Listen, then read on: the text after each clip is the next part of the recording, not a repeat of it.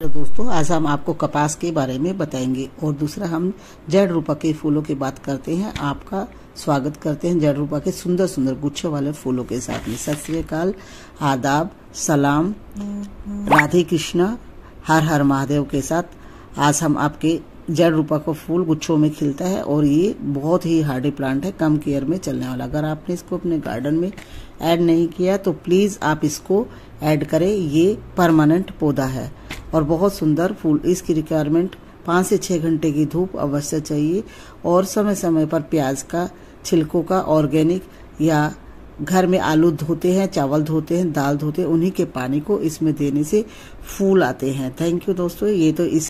ये जड़ रूपा के फूलों की बात है। अब बात करते हैं हम कपास की कपास की बात करेंगे। ज्यादातर हम लोग कपास का सिर्फ इतना ही जानते हैं कि कपास से हमारे कपड़े बनते हैं, रुई की बाती बनती है, रिजाई में हम कपास भरते हैं, तकियों में कपास भरते हैं। देखो साथ साथ हमारे गार्डन में तितली रानी भी आपका स्वागत कर रही है। आप सभी का दिल से गहराइयों से अगर आप नए आए तो मेरे चैनल को लाइक सब्सक्राइब जरूर कर ले। कपास से कपड़े तो उम्दा क्वालिटी के बनते ही हैं, साथ साथ हम आज इसको औषधीय गुणों के बारे में भी बताएंगे।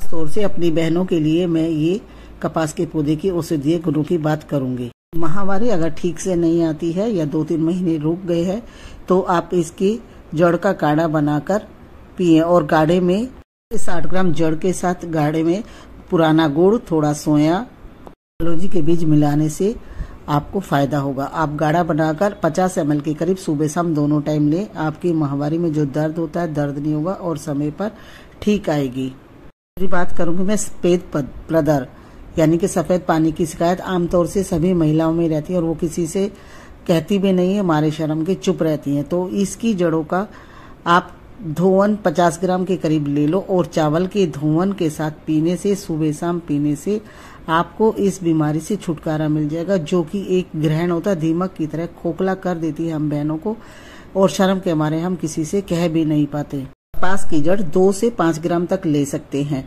और चावल जो हम धोते हैं उसी के पानी के साथ पिए। ये इसका डोडा है, इसका फूल हरे रंग का होता है। कपास का स्वभाव गर्म तरीका होता है, तभी प्रकृति हमें जब सर्दी पड़ती है तो हम अपने कपड़े की रिजाई में रुई भरते हैं तो हमें गर्माश आती है और तकिए में, पिलो में और सुंदर सुंदर कपड़े बनते हैं जो इसी कपास से। कई लोगों को तो ये भी नहीं पता होगा कि कपास का पौधा कैसा होता है। 3 से 4 फुट का इसका पौधा होता है और इसमें डोडे जब पक जाते हैं तो ये ब्राउन कलर के हो जाते हैं और इसी के अंदर इनके बीज छुपे रहते हैं और इनके फूल शुरू में पीले और गुलाबी रंग के होते हैं। पीला तब होता है और गुलाबी जब वो पोलिनेट हो जाता है और उसका फल बनने लगता है तो वो गुलाबी हो जाता है और गुलाबी जब सूख जाता है तो ये ब्राउन कलर का हो जाता है और अंदर से 4 भागों में खिल जाता है और तभी ये हमारी कॉटन बीच में से व्हाइट इसको सफेद सोना के नाम से भी जानते हैं। व्यापार में इसको ज्यादातर सफेद सोने के नाम से जानते हैं और बहुत ही अच्छी क्वालिटी का रुई हमें, ये देखो पीले फूल इसके होते हैं और ये जब खिलता है तो ऐसे 4 भाग में खिलता है। ये गुलाबी और पीले रंग के जो सुंदर सुंदर फूल बहुत सुंदरता आपके गार्डन की बढ़ाता है। औषधीय गुण और है, यदि आपका पेशाब रुक रुक कर आता है तो इसके पत्तों को पीसकर दूध में पीने से लाभ होता है और आपकी पेशाब की समस्या खत्म हो जाती है। ये इसके बीज है, मार्केट में इसको बिलोने के नाम से जाना जाता है। इसके 2 पत्ते ही पीसकर दूध में मिलाने से आपको पेशाब संबंधित बीमारियों में निजात मिलती है और इसके फूलों में से रुई बहुत सुंदर तरीके से सुंदर जब रुई के फूल खिलते हैं तो वो भी बहुत सुंदर लगते हैं। धन्यवाद दोस्तों। कृष्णा कपास के बहुत सारे औषधीय गुण हैं। ये हम इसके कपड़े तो पहनते हैं बनाकर। सभी को पता है कि इसी रुई से, इसी कॉटन से जो भी हम कपड़े पहनते हैं वो इसी कॉटन से बनते हैं। इसको सफेद सोना भी कहते हैं और इसके औषधीय गुण बहुत सारे होते हैं और हम महिलाओं के लिए तो विशेषकर इस कपास के पौधे के बहुत सारे फायदे हैं जो मैं आपके साथ शेयर करूंगी। कुछ माताएं बहनें ऐसी होती हैं जिनके बच्चे छोटे होते हैं तो उनको स्तन में दूध बहुत कम आता है, तो इसके अंदर जो बीज निकलता है बिनोला बीज, उसके बिनोले की छीलकर गिरी निकलती है। उसकी गिरी को दूध में खीर बनाकर खाने से बच्चे को दूध पर्याप्त मात्रा में मिलेगा। कि हम इसके बिनोले गाय भैंसों को भी खिलाते हैं। वो भी इसीलिए खाते हैं कि हमारे गाय भैंस इसको खाने से दूध ज्यादा दे।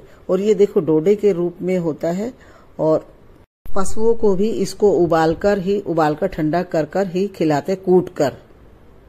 तथा जिन बहनों को अपने छोटे बच्चों को दूध पिलाना, वो भी इसकी खीर बनाकर, छीलकर गिरी की खीर बनाकर अवश्य खाएं और आपको कमजोरी फील नहीं होगी। और कपास के जो पत्ते होते हैं, उनके पत्तों के जब भी कान में दर्द हो या कान बहरा हो तो इसके पत्तों का रस निकालकर कान में थोड़ा सा गुनगुना कर डालने से, 2-3 बूंद डालने से आपका कान का दर्द ठीक हो जाता है। ये देखो हमने अपने छोटे से पौधे में से कई बार इतनी सारी कॉटन निकाल ली है। और इसी कॉटन के अंदर से बीज निकलते हैं, जो ये मैं आपको दिखा रही हूँ। एक फूल में 8 से 10 करके बीज निकल जाते हैं। और इनके बीज ऐसे होते हैं जिसको हम बिनोला कहते हैं। रुई की बत्ती तो सभी पूजा करते हैं, लेकिन जब एक समय ऐसा आता है तब हम इसके बिनोलों को पूज के आते हैं। माता के दिनों में जब बासोड़ा पूजते हैं तब भी इसके बीजों की पूजा करते हैं, क्योंकि ये बहुत अच्छा शुभ पौधा है। इसके सफेद फूल देखने में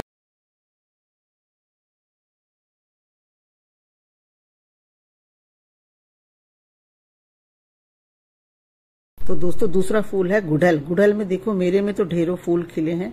यदि आप भी चाहते हैं आपके गुड़हल में ऐसे ढेर फूल खिले, तो एक आलू लें और उसको मिक्सी में पीस लें और उसमें 5 गुना अधिक और पानी मिलाकर पौधे में दे दें, तो ऐसे ढेर फूल खिलेंगे।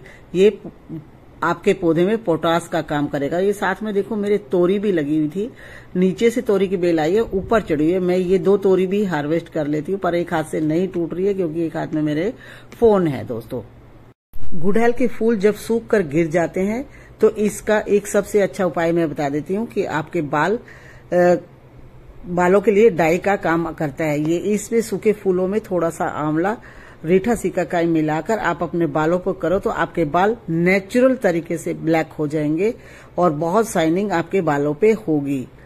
गुड़हल के पौधों को 5 से 6 घंटे की धूप अवश्य चाहिए, तभी ये पौधा सक्सेस होके अच्छी तरह से आपको फ्लावरिंग देगा। मेरा देखो एक छोटी सी बाल्टी में ही ये पौधा लगा है और कितने ढेर फूल रोज आते हैं, रोज कलियां करती है और बड़े फूलों से भरा हुआ है। गुड़हल के फूलों को पानी में उबालकर सूखे को, तो ये भी आपको डायबिटीज में फायदा देता है।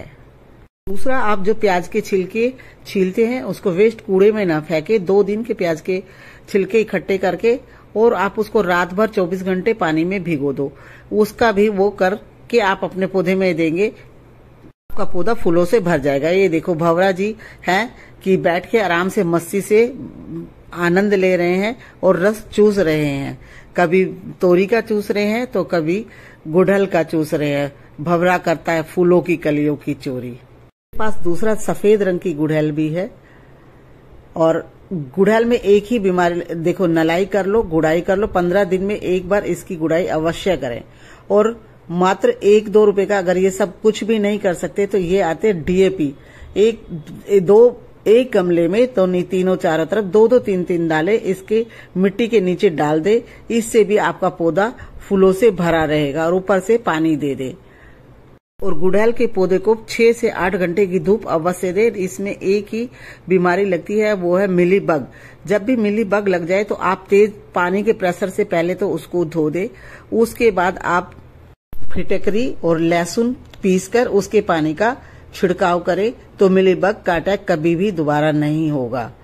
ये मेरा अपना अनुभव है, क्योंकि मैं जब भी मिलीबग लगती है तो पानी के प्रेशर से धो देती हूँ और लहसुन पीसकर और फिर टकरी का पानी मिलाकर उस पर छिड़क देती हूँ। थोड़ा सा एप्सम सोल्ट डाल लेती हूँ। उसका स्प्रे करने से मिलीबग का अटैक नहीं होगा। मैंने धीरे धीरे करके अपने सभी गमलों में 2-2, 4-4 दाने DAP के डाल दिए, क्योंकि मेरे पास सफेद गुड़हल है, पिंक गुड़हल है और सभी की गुड़ाई मैंने आज कर दी है। बहुत सारे 4-5 गुड़हल के कलर है, पिंक कलर भी है, सफेद भी है और देसी गुड़हल है मेरे पास सारे। और ये मैं नलाई 15 दिन में एक बार अवश्य करती रहती हूँ। आप भी अपने पौधे को अच्छा हेल्थी रखना चाहते हैं तो अपने पौधों की नलाई गुड़ाई अवश्य करें, जिससे कि पौधे की जड़ों को ऑक्सीजन मिलती रहे समय समय पर। जैसे हमें सांस लेने में दिक्कत होती है तो इन्हें भी सांस लेने के लिए थोड़ी थोड़ी ऑक्सीजन की जरूरत होती है, जबकि ये 24 घंटे हमें ऑक्सीजन देते हैं हमारी कार्बन डाइऑक्साइड लेकर। ये सभी पौधों की आज मैंने नलाई गुड़ाई कर दी। इसमें जो जाले से आ जाते हैं, ये ऊपर से छोटी छोटी जड़ें काट कर हटा देने से उसको सांस आ जाता है और जड़ दोबारा से नई ग्रोथ करती है। ये सफेद गुड़हल है और देखो कितना कलियों से भरपूर भरा हुआ है मेरा पौधा। छोटे छोटे से काम करने होते हैं और ये नीचे से जो छोटे छोटे पत्ते निकल गए हैं, ये टहनियां निकल गई हैं, इनमें फूल नहीं आता, इनको समय समय पर रिमूव कर देना चाहिए। और मेरे सभी गुड़हल के पौधे हेल्थी हैं और खूब भरपूर फूल देते हैं। इसके साथ साथ मेरे पौधे में एक अपराजिता की बेल भी अपने आप जम गई थी, वो भी मैंने नहीं हटाई, तो वो भी इसी गमले में चल रही है। दोनों में फूल आते हैं, अपराजिता में भी। और ये देखो बाल्टी में ही मैंने लगाया है और साथ में इसमें हार श्रृंगार का पौधा लगा हुआ है, वो भी एक बाल्टी में ही लगा हुआ है। हार श्रृंगार में भी अच्छे अब छोटी छोटी कलियां बनने लगी हैं और फूल आने का समय आ चुका है। जैसे ठंड शुरू होगी तो देखो भरपूर फूल खिले हुए हैं, कितने सारे मोटे मोटे बड़े बड़े फूल खिले हुए हैं, गुलाबी भी और सफेद भी। मेरे पास देसी गुड़हल के ही पौधे हैं। येलो गुड़हल एक जो हाइब्रिड होती है वो मैं लेके आई थी, वो मेरा पौधा पता नहीं मेरी गलती से या कैसे मर गया या मैं केयर नहीं कर पाई। दोस्तों मेरी वीडियो अच्छी लगे तो लाइक करें, शेयर करें। धन्यवाद।